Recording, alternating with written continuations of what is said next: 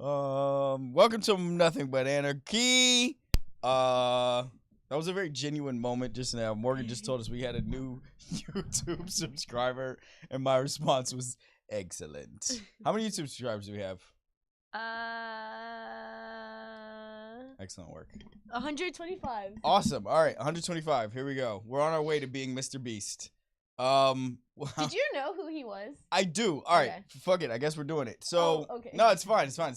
So we'll come back to it. But Mr. Beast,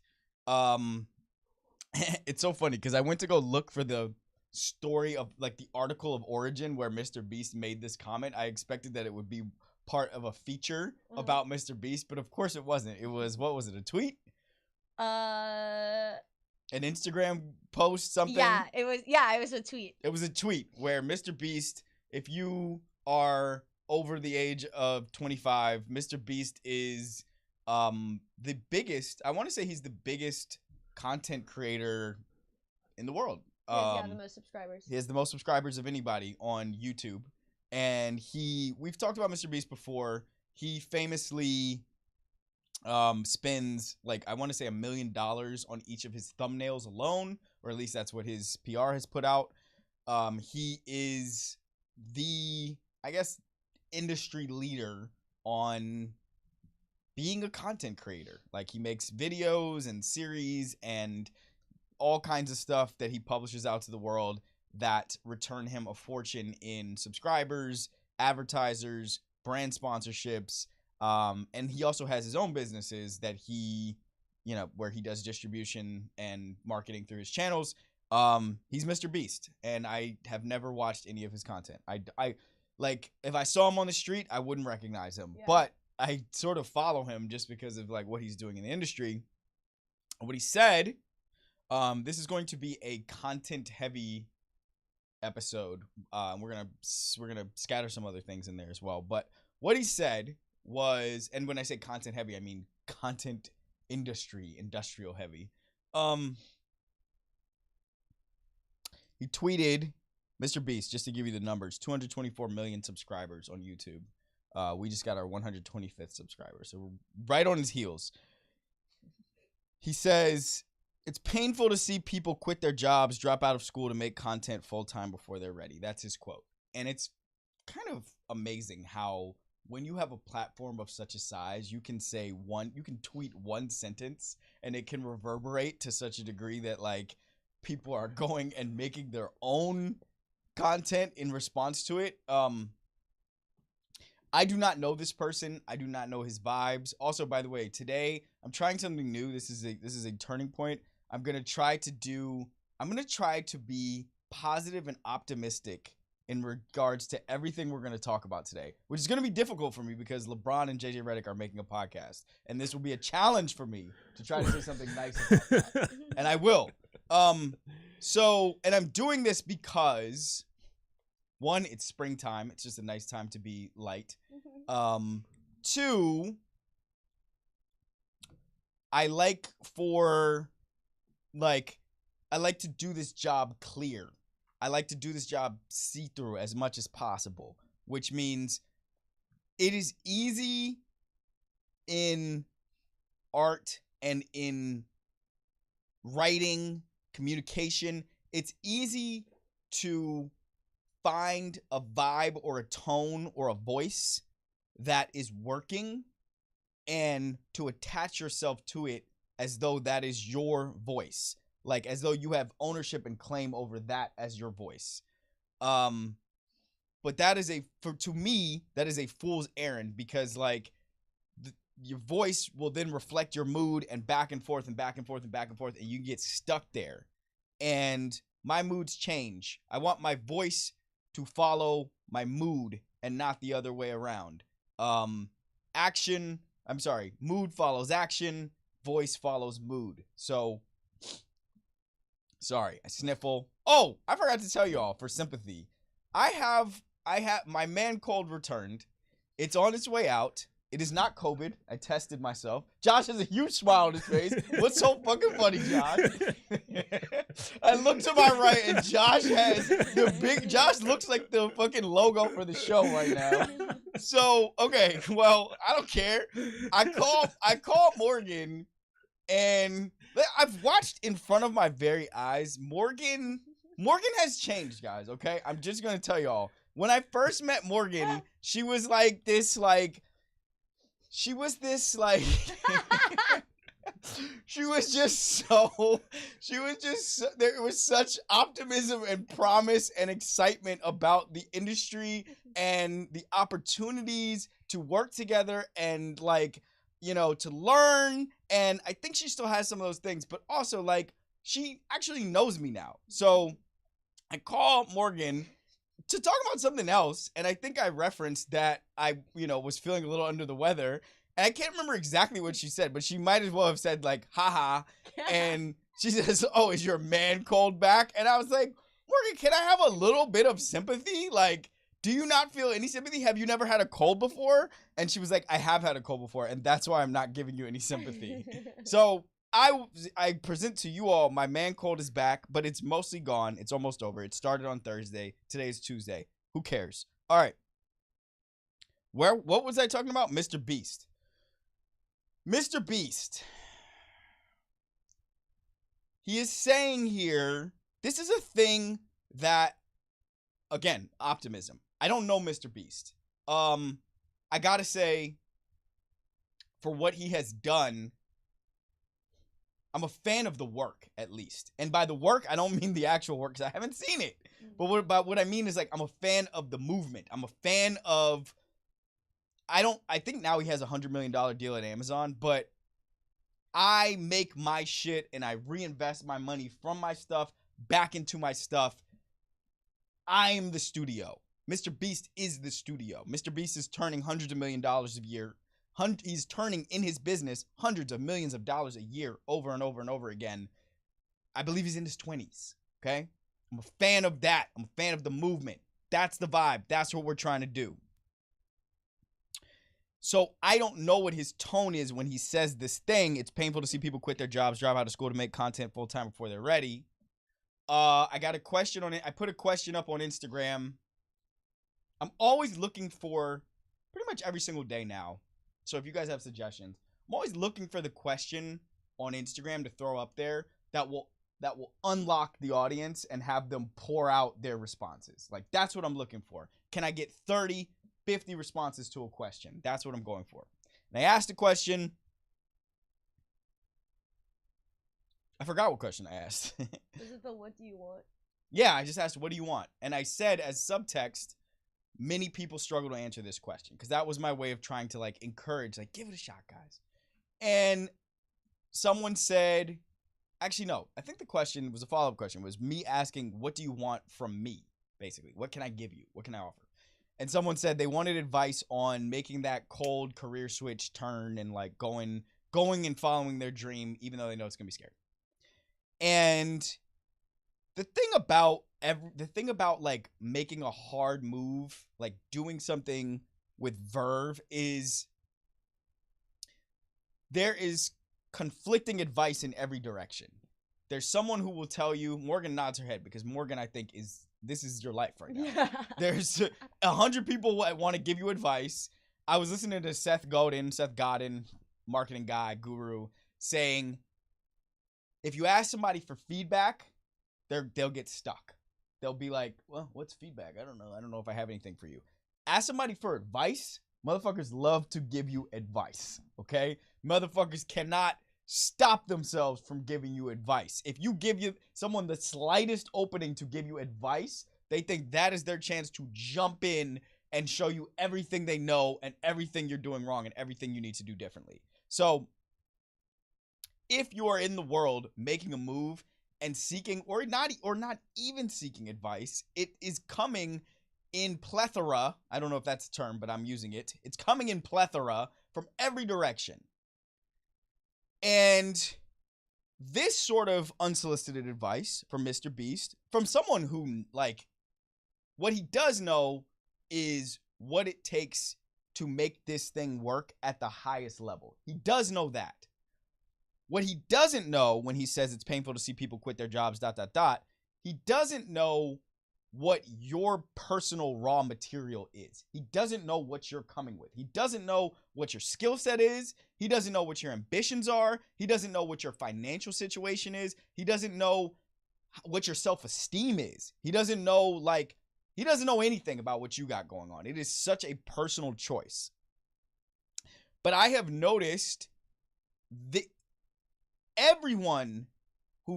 not everyone, but many people with a big voice who find a place of success, big success in highly coveted industries, they give this same spiel. I've heard Shonda Rhimes say before, if there's anything else on earth that you could do besides trying to be a showrunner, do it. Yeah, I think she said it in a speech, at a commencement speech. But like, if there's anything else you'd rather do, do it, because this is difficult. This is hard. And when I hear that, all that I find applicable for me, and that I think might be applicable to the next person, is like, whatever life's path you're going to choose, it's going to be challenging. And like, if you cannot do the things that have to be done to get through the challenging parts on a cycle, if you can't do them over and over and over and over again, oh my God, me and Morgan have been doing this show for less than a year. We have done some things almost a year. Yeah. There are certain things we've done for this show. It feels like we've done them infinity times, right? If you cannot keep going on that cycle, if you cannot do the repetitive stuff that is non-glamorous, that nobody even gets to know about. We have gone back and forth 10 times on a reel that didn't even come out. Yeah. We just did that. That was a few weeks ago. We went back and forth on this reel. What was the real subject matter again? It was about gay dudes liking me, right? Went back and forth trying to get the tone right and the images, blah, blah, blah, blah, blah, blah, blah. It doesn't even come out. But like, that is all a part of the build. So I think what this guy is saying here is, if there's an easier life for you by finishing school, if there's a life that you actually want, you want what I have, but you might not want the life that I've had to live to get to the thing that I have. I think that's what he's saying. Now, here's another place where I think it's broken. Here is a place where I think it could be broken. This is optimistic Chatty. I'm being kind. Chatty McFatty. I'm not saying people should drop out of high school or college, for that matter. Like, if you are in high school, finish. If you're in college, please do. Please finish. If you're in college, now this is where things are, they get a little shaky, because college, in my opinion, is really where life hits a point where it is not one size fits all. Everybody's college experience is quite personal. My college experience, just listen to it, and I bet it will be so different from yours, with forsaking a handful of people. I went to an all-black college. I went to college in Atlanta. I went to an all-male college. I was in an all-black, all-male fraternity for 3 years that I was in college. I went to college with at least 10 dudes that I went to high school with, and then another 3 or 4 women who I went to high school with were at college right next door. So I had a built-in community around me within this sub-community. And I went to college with, my sister went to the school next door to mine for a year that I was there. My mom also went to that school. Okay, so that's my college experience. I didn't drink until I went to college. So that's another element, another extremely chaotic element to my college experience, was that I first started drinking there. I didn't smoke weed. Never smoked a puff of weed until I went to college. And I haven't mentioned anything that has to do with classes, coursework, what I studied, curriculum. But like, that was my little semi-safe test tube for me to experiment with things that I liked, or for me to try out what it was like to be an adult with some guardrails. Oh my God. I'm sick. Morgan, I'm sick. You don't care. You don't fucking care. All right. You don't care. If that's a lie, tell me. Your overall health, Chad. I know, obviously. but okay, whatever. I brought you ginger tea. You did. Thank you. Sips tea, literally. I think tea is gonna break up the phlegm. So thank you. I know that's what the viewers want. That's exactly why. Because he was like, if you can, if not, no worries. I was like, no, I'm gonna get this because I feel like he's gonna be so like, like if I don't. We're gonna leave me alone. Leave me alone. Okay. What was I saying? Oh, I also went to. This is the most important part. I went to college for free. I had full scholarship for college, from academia and also Morehouse being benevolent about offering full rides. Period. Because I was not like a superstar student. I was like a very active student. I did a bunch of shit, but like, anyway. Get back to the point, Chad. The point is, there are so many good reasons for someone to not go to college. There are so many good reasons for somebody to not finish college. And most of them, I think, point to the financial burden that is college. And this guy is saying, I think, somebody who has 224 million subscribers on YouTube is saying, don't leave what is your path for this other path. It hurts him to see people do it because he understands the critically challenging, disruptive nature of what it is that he is having to do. And he is watching, no doubt, every single day, as I think we all are, people, not just like students, not just kids, but like adults, people with families. He's watching people jump ship into this lane that they think is easy without understanding all the nuts and bolts and expenses and investments and like time and all the stuff that goes into putting this together. And so we're going to come back and talk more about content in a second, because LeBron James and JJ Redick have a podcast coming out. Lamar Odom and Caitlyn Jenner have a podcast coming out. But I think, like, to underscore the message and what I think is interesting about all of this, it's like more than ever, I think, or not more than ever, more in the last 100 years, I think the adult sensibility in the United States is facing a conflict of no path actually seems like a winning path. And I have to fix something. I have to find something that I'm going to be able to sort out and negotiate for myself. The routine sort of inertia of high school, college, good, safe job, 30 years. We all know that is pretty much done. This other thing over here, not only has it always been treacherous and unstable, but also it is now extremely crowded.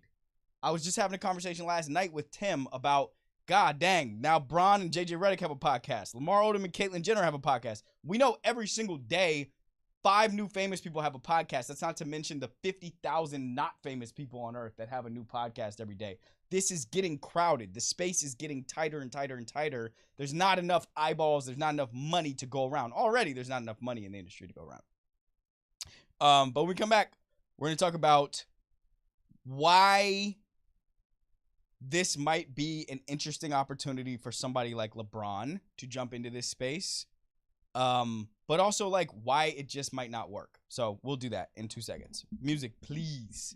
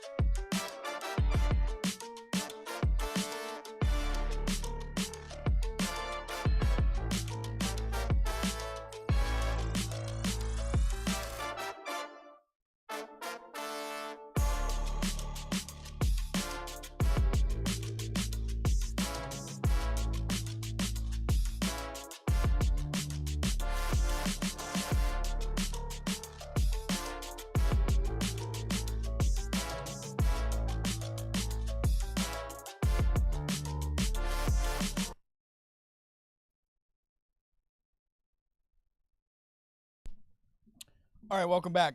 Yes, in the break, Josh says there's reason for optimism because there are many markets that are still emerging in podcasting, which is to say, like, there are a lot of places on earth where, including this one, the United States, where like listenership has not nearly reached population to podcasts at large.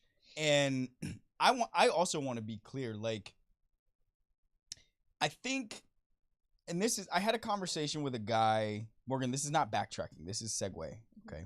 I had a conversation with a guy. Say anything. Wait, I can just hear your thoughts now. I had a conversation with a guy a couple weeks ago. I've mentioned this before, who he is a producer, out in Hollywood.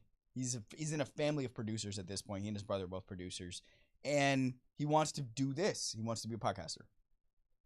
And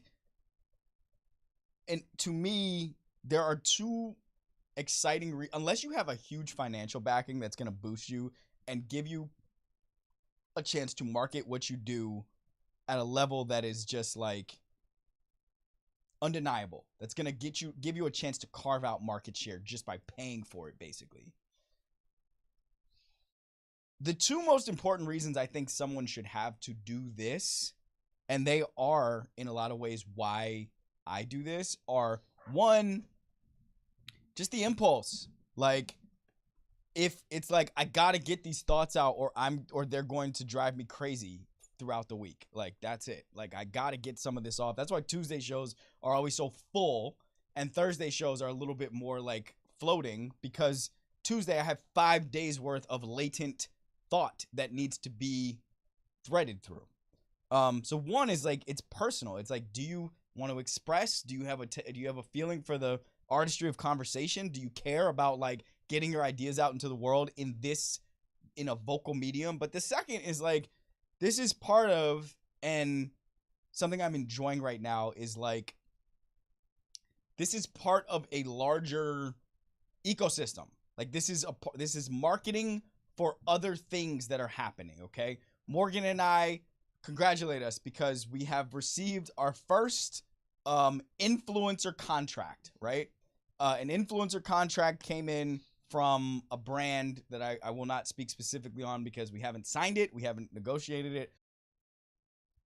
This thing is marketing for other things. It's marketing for like everything.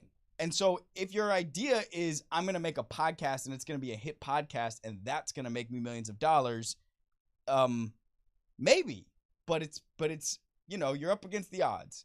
But if you got a whole environment of things, then it can be the thing. But also, I still wouldn't do it unless you really just like love to do this, because it's a lot. All right. Perfect segue. LeBron James and JJ Redick have a podcast coming out. It is called, quote unquote, Mind the Game. I don't know why I said quote unquote. The title is Mind the Game. Their description is free-flowing conversation about the sport and the game, the sport being basketball. There's no set advertising sponsor yet. There's no corporate partners yet. I assume that there will be very soon. It is produced by Uninterrupted, which is LeBron's company, and 342 Productions, which is JJ Redick's production company. Well, they said that purposefully there's no sponsors yet because they want it to be... They want it to be like what they want it to be first. Oh, okay. They don't want to give up any control on it. And that makes a lot of sense to me, because the money that that they right now would get from a sponsor to produce this show. I mean, listen, I'm sure nobody wants to sniff at $50,000, $100,000, $200,000, whatever. But like, the money that they would get from somebody right now to sponsor this show is pocket change for both of those people. LeBron James has the LeBron James empire. JJ Redick has the burgeoning JJ Redick media empire, and that's not even to speak on their contractual earnings, which for each of them goes deep into the hundred millions of dollars. LeBron especially. Okay, let me just start. Let me just start here. Positive, optimistic.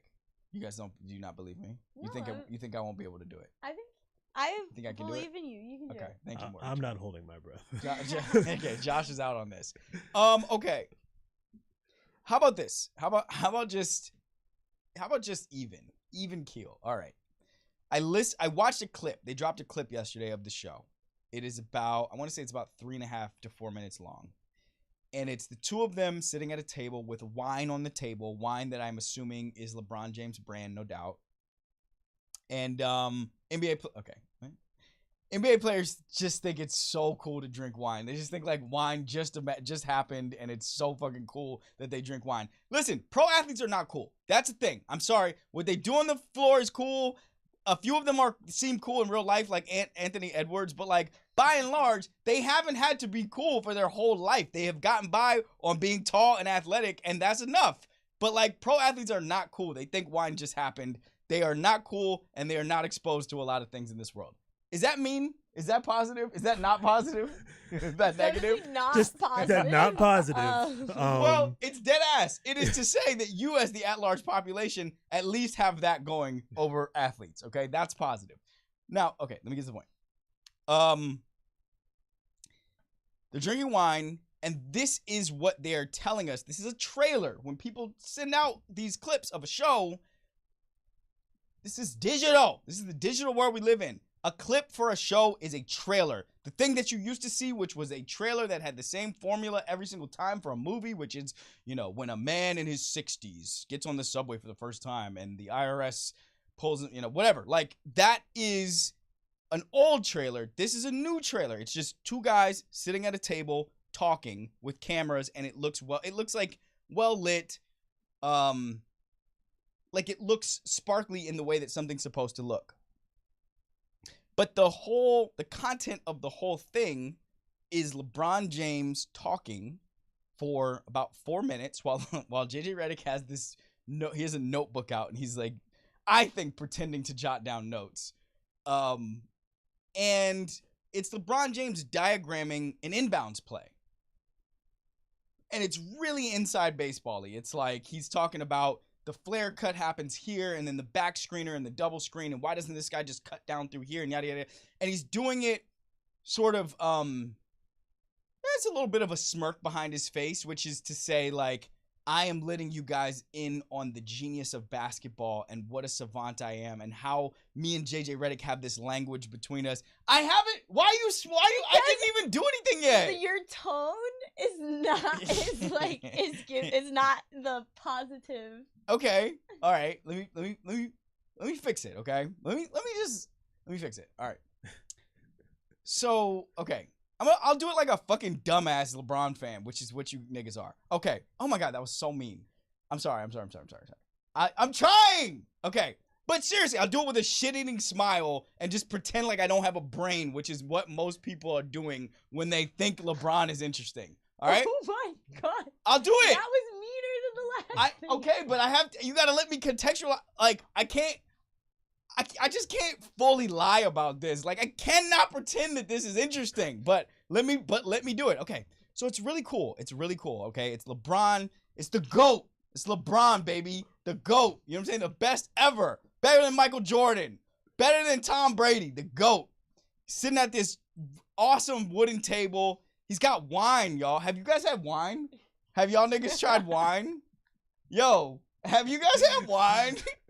Isn't wine so cool? Morgan, have you had wine? I love wine. Oh my God, me too! Oh my God, wine. I know. When I saw DeMar DeRozan drinking wine this one time, I was like, I gotta try wine. And wine is so dope. Okay. So they're drinking wine, but that's not even where it stops. So then LeBron, he really lets us in, okay? He is describing to us a basketball play. Imagine 10 players on a floor, an NBA court, doing a play. He's walking us through it. He's letting us in to his mind, his fucking prodigy mind, how he sees the floor. And JJ Redick, like a student, like a pupil, is sitting there with a notebook, taking notes from the genius of LeBron James, from this beautiful mind. And as he describes the play, listen, there's no like imagery, there's no animation. So we don't know what the fuck is actually going on. That's fine though, because it's LeBron. So it's not actually interesting or cool or neat. It's not telling us anything. You can't see anything at all, but it's LeBron. So, and there's wine. So we're definitely going to watch, right? We're definitely going to watch because it's LeBron and there's wine and there's JJ Redick. And That's it. It's 4 minutes. He's describing a play. We have no idea what the fuck is going on, and they're telling us, but they're telling us around the show with marketing. They're like, this is for real basketball fans. Like, that's the marketing of the thing. This is like, this is for people. What do they say? What do they call this? Oh, it's not here on my thing, but it's like they've been talking about it as if this is like for the real fans that really want to know the game and understand the game. Yada yada yada. Now, okay, putting my shit in grin away, and I assume that they will soup it up with some animations and like some images and some video and things that will not make it feel like you're just sitting there listening to LeBron talk about something you don't understand, because that is what the clip is. I defy any single person who can hear my voice right now to go watch the trailer that they put out and tell me you have any clue what he is talking about while sitting there. Like, and it would be cool if that were for like 30 seconds, but it's for the full 4 minutes of this thing. I think there is something going on here, which is, you can be generous or selfish as a producer. You can be generous or selfish as a creative. You can be generous or selfish as a writer. You can write something, you can do something, you can make a show that is for others to be let in and for others to enjoy what they are experiencing. You can be selfish in making something that is for you to say something that you want the world to know about you. And in this case, I think that LeBron specifically, almost confusingly so, because nobody doubts LeBron James' basketball genius. I don't think there's anybody on earth who would say LeBron is not a complete basketball savant. But it looks like he is choosing to make something as a vehicle to show people, no, I am even more a savant of this game than you thought that I was. And I can't imagine that he's doing that for us, the audience. Like, where is the part? I can't even see where like a little league basketball coach, like an AAU basketball coach, is going to be able to watch this and follow and determine like, okay, I'm going to take these plays from here and implement them for my fourth graders, because nobody could possibly follow what LeBron James is saying in this clip. So here's my prediction for what's going to happen. This is my real prediction. I'm sorry I can't shit eat on this thing, but I think we will probably get, I'm going to look like such a schmuck if this is like a huge hit, but I think we'll probably get like 11 episodes of this. I think that the viewership will be in the low to mid 100,000s per episode. With maybe a spike at the very beginning. I think the first episode might get into the low millions. And this is why I don't think people should feel bullied out of the podcasting industry. Like, the game is a long-term game. Like, there will be so many people, just like music. There will be so many people, just like movies. There will be so many people who direct one movie. Most directors direct one film. Like, it's like 95% of directors, might even higher than that, direct one film. 95% of authors write one book. Most podcasters get 3 episodes in, if that, and then they're out of this. Like, most musicians don't make more than one album. Yes, there are a ton of people putting their toe in these waters, but like, who's actually going to sit here and do the thing into perpetuity, or not into perpetuity, but like with longevity, to see if it catches? And I just don't think that the money or the viewership for this is going to be interesting to somebody like LeBron long term. So I think it'll probably be gone a year from now. Now, let me actually say something nice, though. I do have something nice to say here. I do love that there are no corporate sponsors behind this. I do love that my friend asked, or we were G-chatting about it earlier today, and my friend said, like, oh, I wonder whose idea this was between the two of them, LeBron or JJ's. I mean, honestly, probably neither. Like, probably someone on one of their teams and it's been co-opted. But, like, I'm hoping that JJ Redick had this idea and brought it to LeBron, and it was just a freebie for LeBron, and that it's being made very easy for LeBron to participate. because, and this brings me to Lamar and Caitlyn Jenner, otherwise what I see in front of my eyeballs is another version of like a black voice going and getting a white chaperone to sit across from them at the table. Wow, this didn't turn out to be positive at all. For what reason? I don't exactly know. I get it if you need a bigger audience. I get it if you need to reach a part of America that you don't think you can reach on your own, but I don't get it if you're LeBron James. So that.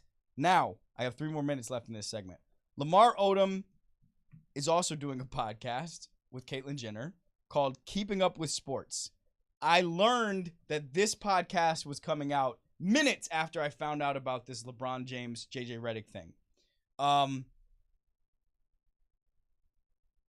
This feels like it lives on the other side of the internet. Almost like, wow, there's so much symmetry here. Do you guys see what's happening? Jake Paul is about to fight Mike Tyson. It's like, there is race here, y'all. Like, do you see race in front of you? Can we just see that it's there? Like, what is happening? What is this? Lamar Odom and Caitlyn Jenner.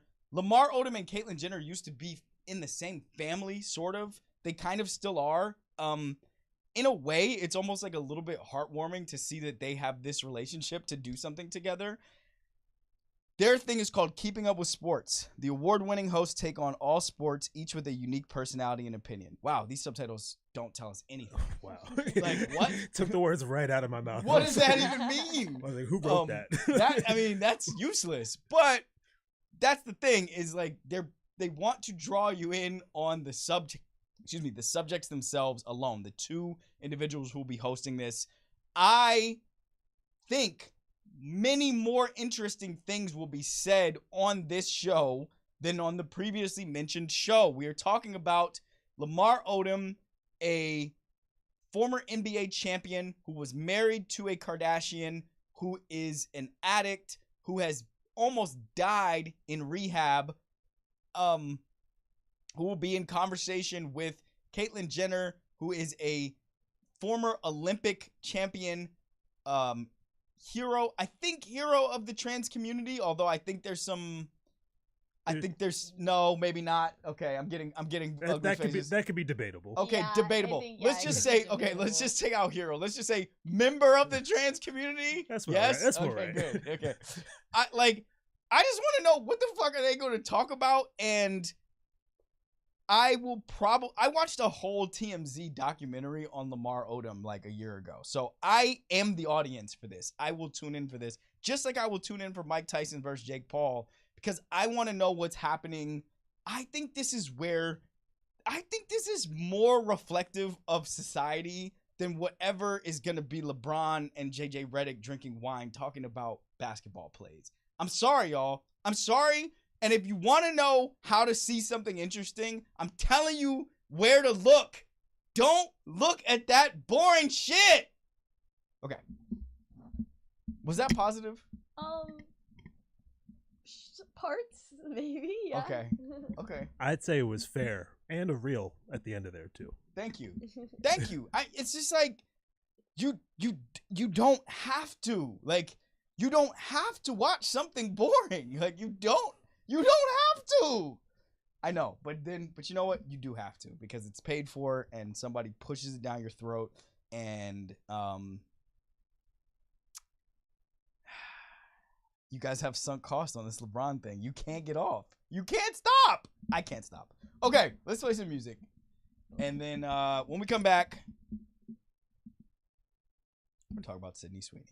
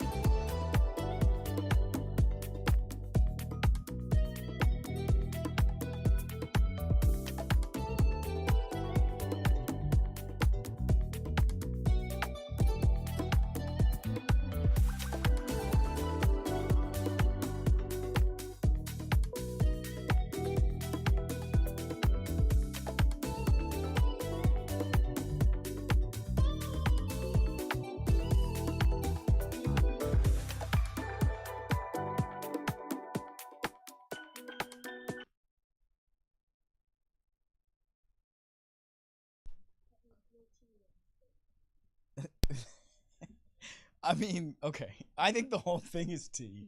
Okay. Morgan just backtracked. Morgan just broke her own rules. She backtracked at the beginning of a segment. All right, next thing here. So here's how I bucketed these things. I like buckets.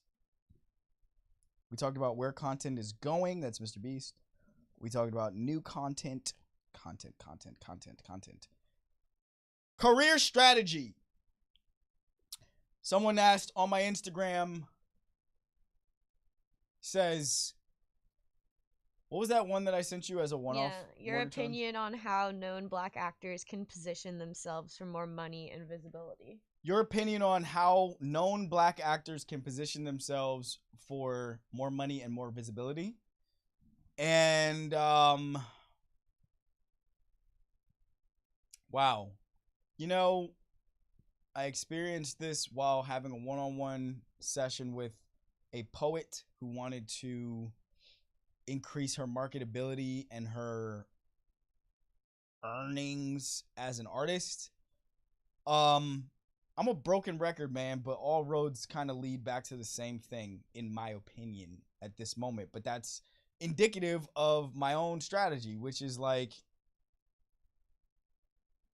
you can, if you want to be more famous and have more money as a black actor, you certainly can try to be a better actor. Although if you are already a working actor, I don't think I'm just being real, I don't think becoming a better actor is the difference between you making whatever money you make now and making more money. This is something I have to face right now. I still write pretty much every day. I'm still trying to get better as a writer, and I hope to get better for the next 40 years as a writer. But I'm going to do that anyway. I have to at some point face that the difference between where I'm at and where I want to be in my career is not, it's not skill based. It's not merit based. It is some combination of building my own audience and building a bankroll that finances building my own audience. If you are a black actor and you want to have a bigger audience and you want more opportunities, like, you gotta, there's somebody looking at a spreadsheet with your name on it at Netflix, at HBO Max, at Hulu, at Lionsgate, at Disney. And on that spreadsheet, it has your name. It might have one or two films that you've been in. It has your social following. Because people are doing basic math. They're putting you into the most simple algorithm. This is not conjecture. My friends work at these companies. I am signed to an agency that, when I walked in there, wanted to know how many followers I had. And the answer was like very few. The answer was in the hundreds. When I went to go sell my first book, and in my meetings with the publisher, in my meetings with the Simon & Schuster imprint at Simon & Schuster, they wanted to know, how many followers do you have? What is your social following? Right now, when me and Morgan have engagement with companies where we're looking for branding dollars and sponsorship dollars, they want to know how many impressions, how many followers. This is a numbers game now.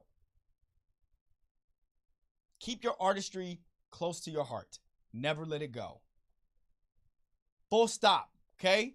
I'm never gonna actually put that shit-eating smile on that seems required. I'm never gonna do it because my artistry is connected to that. But I'm also gonna play this other game. I have to. My livelihood depends on it. My ability to be able to afford to produce this show and other things depends on it. The same goes for an actor of any color, of any kind of creative person. Like, if you won't play this game, you will be beholden to other people who do play the game. That's it. Like, that, the answer is, if you want to increase, what did he want? He wants to increase visibility and money. Bro, person, turn that camera on and start talking to it. Put it out in the world and see who likes you. Put one of your audition tapes on your grid. Let people know who you are and what you can do. You got to do it. You must do it. There is, like, there is another path, but the other path is beholden to individual people's taste and how much they like you, okay? It's beholden to how much does, I don't know, I don't care. How much does this director or this executive or this, like, how much does this producer think you're interesting or that or that or that? But the trick is, the dirty secret is, that person might not trust their own taste either. They're going back to look at that same spreadsheet. Okay. So the answer is, like, take it in your own hands by building your personal brand. No, take it in your own hands by building your audience with the tools that you have. Okay, great. Cut that as a reel. No, this dovetails well with Sydney Sweeney. We are all not Sydney Sweeney, okay? Sydney Sweeney says, she's talking about her career strategy. Y'all know who Sydney Sweeney is. I will recount. Sydney Sweeney is, and I will be careful here, she is a 26-year-old actress. She is one of the stars of Euphoria. She's been in several independent films over the last, like, 5 years. I see her pop up on, like, all the streaming platforms, honestly, in these movies that I never knew existed most of the time.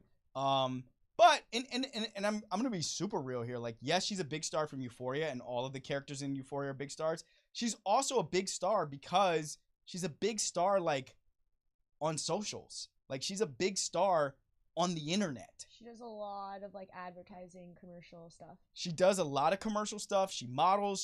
She's in ads. She's talking to audience. She does SNL. Like, she's a big star because she's on the internet.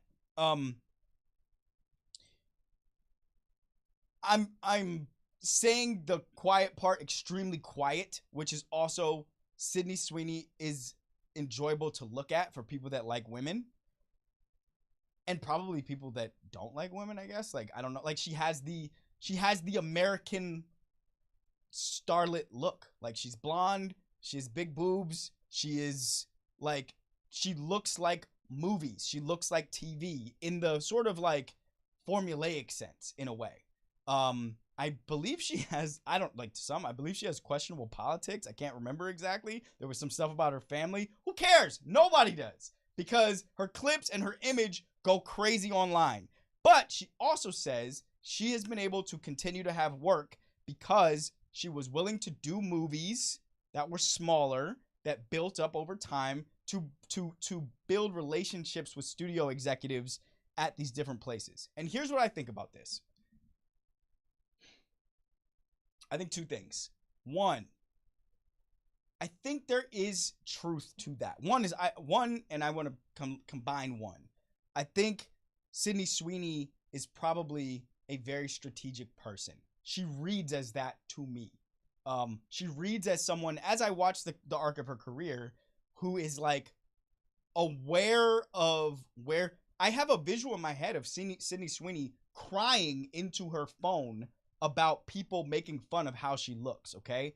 I know these are choices made on when you guys cry into the phone, never, not one single time do I feel empathy. I'm going to be completely real. I know you guys are doing a thing when you cry into the phone. And I mean all of you, anyone who's ever done it. I know you're doing a thing. It probably is working for you, but that's a bridge I haven't crossed yet where I'm able to actually believe someone who's crying into the phone is doing it in earnest. But anyway, I think she is strategic. I think she probably does build her relationships intentionally, thoughtfully, and it's allowing her land share to grow.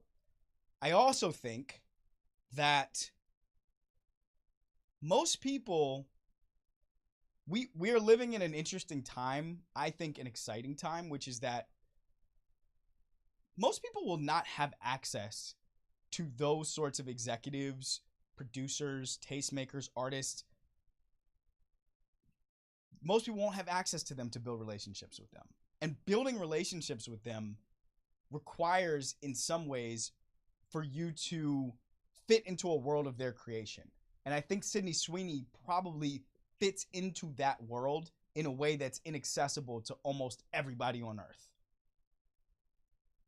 And that's why I'm bullish on, there are people who you need to build. Like, I want to dispel something altogether, which is I don't think that this path is as simple as figure out how to be a one-person band and do everything yourself for yourself in your home office. At least that's not interesting to me.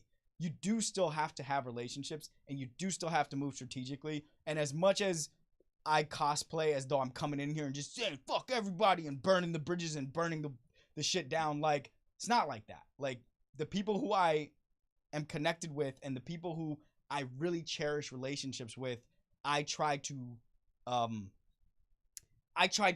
overly show them that I care about them and that I love them and I appreciate them, because I do need those relationships. But this particular path of Hollywood studio relationships that Sydney Sweeney can connect to, I don't think I can ever have that. I can't do it. That's not even to say I'm not capable of it. It's just literally like I can't deal. Like, I can't do that many lunches with schmucks. I can't. And she might be able to in a way that most people just cannot. Related. Snoop Dogg and his side businesses. I know I'm going to make these connect. Dr. Dre says, and Dr. Dre says, I personally think he does too much shit. That's an excellent quote. Well said. Concise and straight to the point. It looks like Sydney Sweeney is always working. Like, it looks like every time I look up, like I said, a new thumbnail pops up for a movie that she's in. She's modeling for something. She's on SNL. Her face and her image are everywhere. And there's a lot of Sydney Sweeney happening. If I'm going to be honest, I would bet somebody also feels that way about me at a very different scale. Like, damn, nigga, like, you're always working. Like, you're always this. What's next? And like, part of it is in this job, in this business, Morgan is the same way. Morgan has 11 jobs. People are always asking you what you have coming out next. They're always asking you what's next. And I do think that gets into your psychology where you feel like if you don't have an answer to that, something's broken. If you don't have an answer to that, you're not doing enough. And I do think there's something to be said for the Dr. Dre method of, like, when I make something, I come out big and it's huge and it reverberates all over the world for years. And I think there is a luxury to that. Like, I think that is an earned way of being that I think he built early on in his career by producing so much music with him for himself and for so many other artists that he built up like this critical mass where he could take big giant footsteps like that. And as prolific and as much of a huge cultural icon as Snoop Dogg is, I don't think he has the sort of cachet that somebody like Dr. Dre has to be able to do that. And I don't think Sydney Sweeney has that either yet. And she might eventually. Like, Emma Stone probably, as of 2 weeks ago, now has that. Emma Stone can wait 5 years to make another movie. And when it comes out, it'll be like 2-time Oscar winner Emma Stone has a new movie coming out. But like, you gotta earn that with the people. So, strategy. There it is. We did it. Did we do it? I don't know, but I think we did it. I think last thing I want to say has nothing to do with any of those things. It's about, this is just me as a fan. Now, this is generous content. Netflix has a show coming out. It is in the quarterback series. This is going to get confusing to people because the series is now known, the franchise is now known as Quarterback, but they're doing an installment that is going to feature wide receivers in the NFL. I have done this show while sick, and I think I've done a pretty damn good job. Even though, despite Morgan's ill wishes, I have done well. The Quarterback franchise at Netflix. Quarterback was there was a show, you guys know about it, but I'm just going to recount for anyone who doesn't. There was a show on Netflix that it was a docuseries featuring the inner lives of some famous NFL quarterbacks. And for the record, just if you're an NFL quarterback, you're famous. So, Pat Mahomes, Kirk Cousins, Marcus Mariota, a couple other guys, can't remember. It was good. Okay, anytime you let us under the hood of what happens in big time athletes' lives, generally speaking, if it's done well, I'm on time. But it was a little dry because quarterbacks are dry. Quarterbacks are like CEOs, they're like politicians. Their purview is so large, and they have to appeal to such a wide and varied range of people that they cannot let too much of their real personality seep through. And my guess is that probably over time dulls their personalities. I don't know. But they're now going to do a season of this franchise featuring wide receivers. Devontae Adams, Justin Jefferson, who's the best player on my favorite team, Deebo Samuel, Amon-Ra St. Brown, George Kittle. George Kittle's not a wide receiver. He is a tight end, but whatever. They're including him.